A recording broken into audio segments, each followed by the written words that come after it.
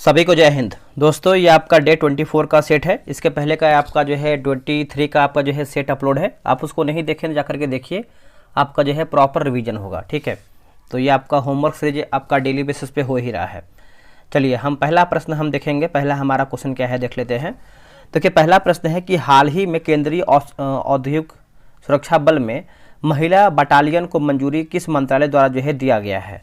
तो ये आपका आंसर हो जाएगा गृह मंत्रालय, जो है सही उत्तर हो जाएगा गृह मंत्रालय। और एसएसबी की स्थापना की बात करते हैं तो ये आपका 1963 में हुआ है। और आईटीबीपी की बात करते हैं तो 1962 में हुआ है। अगला हमारा है कि 20 और 21 नवंबर 2024 के बीच सी विजिल के चौथे संस्करण का आयोजन किया गया है। यह आयोजन किसके द्वारा जो है किया गया है। तो दोस्तों ये किया गया है भारतीय नौसेना के द्वारा किया गया है। और अगर हम दिवस की बात करते हैं तो ये दिवस मनाते हैं हम 4 दिसंबर को जो है हम ये दिवस मनाते हैं। हाल ही में भारतीय सैन्य विरासत महोत्सव के दूसरे संस्करण के दौरान प्रोजेक्ट शौर्य गाथा की शुरुआत किसके द्वारा जो है की गई है। प्रोजेक्ट शौर्य गाथा तो ये किया गया है आपका सीडीएस के द्वारा। इसका फुल फॉर्म होता है चीफ डिफेंस सर्विस।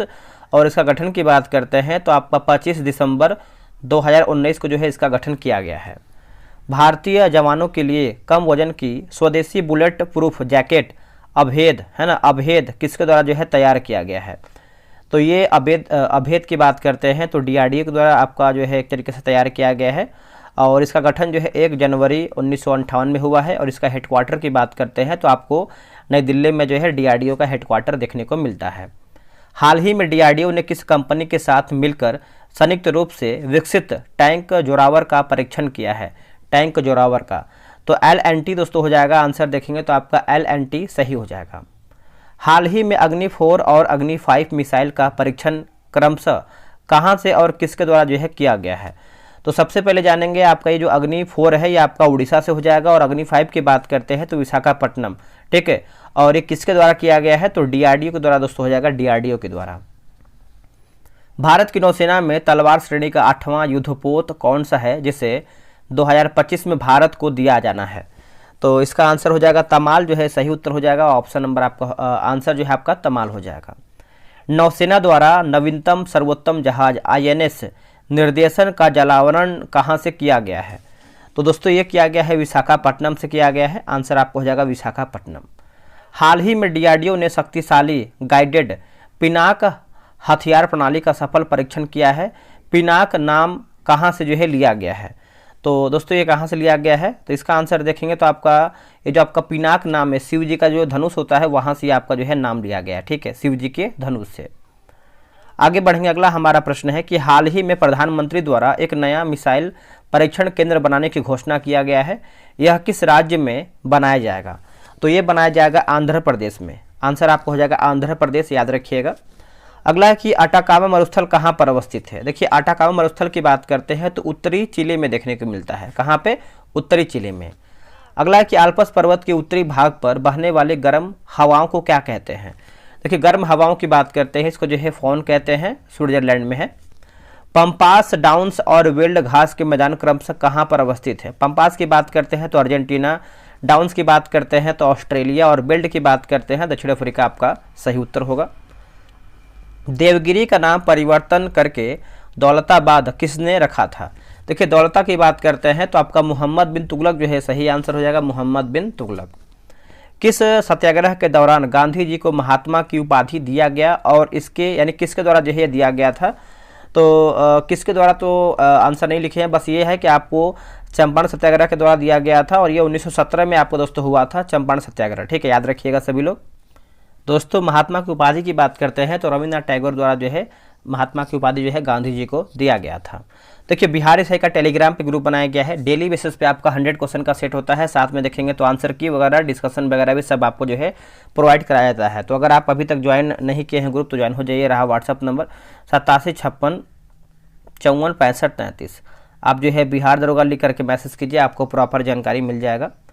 हर्ष के काल में प्रयागराज में आयोजित बौद्ध महापरिषद का जो अध्यक्ष है वो किससे बनाया गया था। तो वेनसांग को दोस्तों बनाया गया था, वेनसांग को बनाया गया था। मेरे सिर पर लाठी का एक एक प्रहार अंग्रेजी शासन के ताबूत की कील साबित होगा, यह कथन किसका है। तो ये दोस्तों आपको हो जाएगा लाला लाजपत राय, और ये विरोध कर रहे थे साइमन कमीशन का, ठीक है। और विरोध के समय देखेंगे तो इनके सर पे जो है लाठी चार्ज कर दिया गया, मतलब इनके सर पे जो है बहुत सारा लाठी मतलब घायल हो गए थे बहुत अधिक, और कहीं ना कहीं उनका जो है प्राण उसी से मतलब जो है इनका मृत्यु हो गया था। उसके बाद देखेंगे तो भगत सिंह ने जो है इसका बदला लिया था। यह भारतीय क्रांतिकारी महिला जिसने भारत छोड़ो के समय क्रांति की आवाज़ को रेडियो के माध्यम से देश के विभिन्न हिस्से में फैलाया था, वह कौन थे? तो आप लोगों ने आंसर कर दिया होगा, उषा मेहता जो है सही आंसर हो जाएगा, उषा मेहता। महाजनपदों में कौशल महाजनपद की पहली और दूसरी राजधानी क्रमशः कहाँ पर बनाया गया था? तो देखिए महाजनपद की बात करते हैं तो 16 आपका महाजनपद हो जाएगा, और पहली की बात करते हैं तो अयोध्या, और दूसरी की बात करते हैं तो आपका श्रावस्ती हो जाएगा। घाघरा का युद्ध कब और किसके मध्य हुआ था? घाघरा का युद्ध की बात करते हैं तो बाबर और अफगान के बीच में हुआ था। इसमें जो है आपका 1529 में हुआ था, 1529 में। अकाल तख्त की स्थापना किस सिख गुरु के द्वारा जो है किया गया था? देखिए टोटल की बात करते हैं तो 10 आपके जो है सिख गुरु हुए हैं, और सिख गुरु की बात करते हैं यानी सिख धर्म की बात करते हैं, संस्थापक जो है गुरु नानक हो जाएंगे। और इसका आंसर देखेंगे तो आपका हरगोविंद जो है सही उत्तर हो जाएगा। खालसा की बात करते हैं, खालसा पंथ की स्थापना किसने किया था? तो गुरु गोविंद सिंह के द्वारा जो है किया गया था।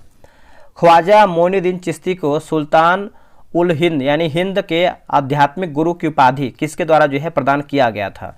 तो मोहम्मद गौरी जो है सही आंसर हो जाएगा, मोहम्मद गौरी, याद रखिएगा मोहम्मद गौरी। किस अभिलेख में अशोक ने स्वयं को सम्राट जो है बताया था? तो आंसर हो जाएगा भाबरू अभिलेख जो है सही उत्तर हो जाएगा, भाबरू अभिलेख। लोकनायक जयप्रकाश नारायण को मरणोपरांत भारत रत्न से जो है कब सम्मानित किया गया था? तो 1999 में अब दोस्तों सम्मानित किया गया था। जन्म की बात करते हैं तो 1902 में, और मृत्यु की बात करते हैं जयप्रकाश नारायण का उपनाम जो है आपका बोल सकते हैं लोकनायक है, और इनका मृत्यु जो है 1979 में हुआ था, ठीक है। अगला है कि विषु की घटना एक वर्ष में कितनी बार और कब कब घटित होती है? तो 2 बार आपको हो जाएगा, आंसर आपको हो जाएगा 2 बार। सौरमंडल का सर्वाधिक तेज कक्षीय गति वाला ग्रह कौन सा है? तो बुध हो जाएगा, और सबसे छोटा ग्रह भी दोस्तों आपका बुध ही होता है। लोकसभा में विपक्ष दल होने का दावा करने के लिए कुल सीटों का कितना प्रतिशत सीट जो है प्राप्त करना अनिवार्य है? तो 10% हो जाएगा।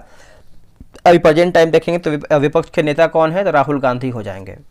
किस संविधान संशोधन के तहत केंद्र शासित प्रदेश दिल्ली और पुडुचेरी विधानसभा सदस्यों को राष्ट्रपति के चुनाव में शामिल किया गया है? तो 17वां संविधान संशोधन ये आपको 1991 में हुआ है, ये भी आपको कथन जो है याद रखना है। आगे हमारा है कि लोकसभा अध्यक्ष किसके समक्ष शपथ ग्रहण करते हैं और अपना जो है त्यागपत्र किसे सौंपते हैं? देखिए त्यागपत्र की बात करते हैं तो शपथ जो है नहीं, मतलब दोस्तों बात करते हैं ये जो अपना त्यागपत्र की बात करते हैं, और लोकसभा अध्यक्ष की बात करते हैं शपथ नहीं होता है, और ये जो त्यागपत्र होता है लोकसभा का ये जो है उपाध्यक्ष को देते हैं, ठीक है, उपाध्यक्ष को देते हैं। नेक्स्ट हमारा है कि चुनाव आयोग का वर्णन भारतीय संविधान के अनुच्छेदों में कहां से कहां तक विस्तारित है? तो भाग 15 में है, भाग 15 में है, अनुच्छेद 324 से लेकर के 329 तक है, 324 से लेकर के 329 तक है। अगला हमारा कि संविधान के किस अनुच्छेद के अनुसार पंचायती राज की अवधि उसके प्रथम अधिवेशन की अवधि से 5 वर्ष तक होगी? दोस्तों 5 वर्ष तक होगी। तो 243 का ई जो है आपका सही हो जाएगा, अनुच्छेद 43 का 243 का ई। संसद और राज्य विधानसभाओं के भंग होने के परिणाम स्वरूप निर्धारित अवधि से पूर्व आयोजित चुनाव को क्या कहते हैं? इसको दोस्तों जो है मध्यवर्ती चुनाव कहते हैं। क्या कहते हैं? मध्यवर्ती चुनाव। उच्चतम न्यायालय में न्यायाधीशों की संख्या में वृद्धि का अधिकार किसे और किस अनुच्छेद के तहत प्रदान किया गया है? किसे की बात करते हैं? संसद को प्राप्त है। और आर्टिकल की बात करते हैं तो अनुच्छेद 124 आपका सही हो जाएगा। किस चार्टर्ड अधिनियम के द्वारा बंगाल के गवर्नर जनरल को भारत का जो है गवर्नर जनरल जो है बनाया गया है? 1833। और ये आपका विलियम बैटिंग जो है आपका हो जाएगा, ठीक है। सरकारी व्यय को नियंत्रित करने का प्राधिकार किस मंत्रालय के पास है? किस मंत्रालय के पास है? तो ये आपका आंसर हो जाएगा वित्त मंत्रालय के पास है दोस्तों, वित्त मंत्रालय के पास है। अगला कि फेफड़े फुफ्फुस में कौन सी गुब्बारे जैसी संरचना होती है जहां गैसों का विनियमन होता है? जहां गैसों का विनियमन होता है तो वायु कोष जो है सही आंसर हो जाएगा, वायु कोष, है ना, आप याद रखिएगा वायु कोष सही होगा।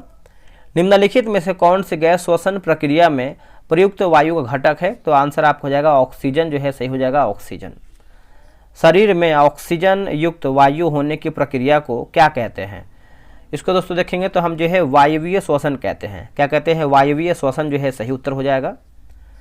मानव हृदय के किस कोष्ठ को फेफड़ों से प्रचुर मात्रा में ऑक्सीजन युक्त रक्त प्राप्त होता है? देखिए ऑक्सीजन रक्त यानी युक्त रक्त प्राप्त होता है तो बाया अलिंद जो है सही आंसर हो जाएगा बाया अलिंद।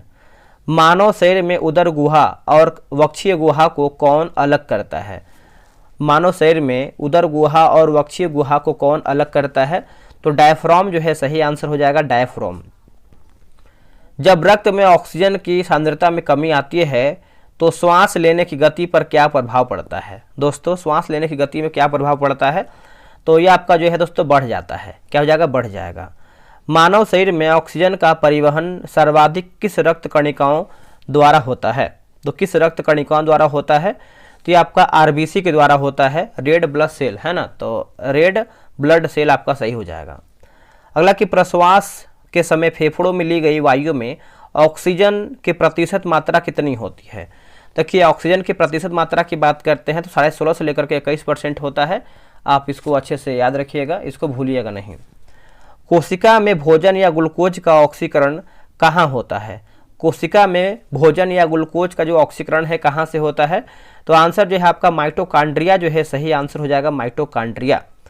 पौधे की पालियों में ऑक्सीजन व कार्बन डाइऑक्साइड के विनियमन के लिए क्या पाए जाते हैं? तो CO2 प्लस H2O हो जाएगा। मानव रक्त में अधिकांशतः कार्बन डाइऑक्साइड का परिवहन किस रूप में होता है? तो देखिए आपका कार्बोहाइड्रेट प्लस आयन हो जाएगा। कार्बोहाइड्रेट प्लस आयन आपका जो है राइट आंसर होगा। मनुष्य के फेफड़े का पूर्ण रूप से ऑक्सीजन रहित हो जाने की स्थिति को क्या कहते हैं? दोस्तों इसको देखेंगे तो हम जो है अवायवीय श्वसन कहते हैं। अवायवीय जो है श्वसन इसका सही उत्तर होगा। पौधों की पत्तियों में श्वसन गैसों का आदान प्रदान किसके द्वारा होता है? तो आंसर आपको हो जाएगा रंध्र जो है सही आंसर हो जाएगा रंध्र, है ना, तो याद रखिएगा। अगला है ब्रोकाई। देखिए ब्रोकाई फेफड़ों में प्रवेश पर अनेक छोटी नलिकाओं में विभक्त हो जाती है, जिसे क्या कहते हैं? दोस्तों इसको देखेंगे तो जो है हम ब्रोकाइल्स कहते हैं। क्या कहते हैं? ब्रोकाइल्स।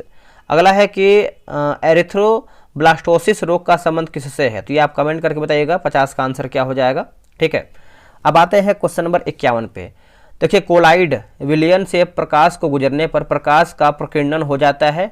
इस घटना को किस नाम से जो है ये आपका जाना जाता है? तो इस दोस्तों ये घटना को क्या कहते हैं? तो आपका जो है टिंडन प्रभाव कहते हैं। क्या कहते हैं? टिंडन प्रभाव।